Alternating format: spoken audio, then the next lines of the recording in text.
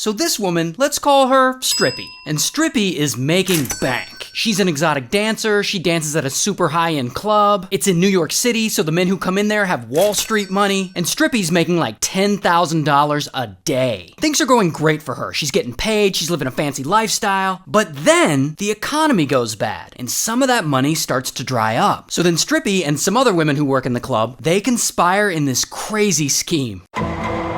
They go to local bars pretending to be just an average woman who just got off work, and they look for drunk, wealthy men. Then they pretend to be romantically interested in these wealthy men, and they coerce the men to go back to the strip club with them. Once the men are there, they're drinking more, they're having a good time, and then Strippy and the other women will have sex workers waiting there on standby. And these prostitutes will approach the men, and they'll eventually service them. And the men will pay them. And then Strippy, the other women, the sex workers, and the club, they'll all split the profit. And this is all very well organized, and it works pretty good for them, and it goes on for a while. But then, somewhere along the way, some of the women, they decide to pull a Cardi B, and they start drugging the men. And while the men are completely out of it, these women will take the men's credit cards, and they'll rack up tens of thousands of dollars on them. And the next day, the men will wake up, and they barely remember anything, and they're either too embarrassed to dispute the charges, or they do dispute the charges, and no one believes them. And this is the perfect plan, and it makes Strippy and the other women tons of money, and it works for years.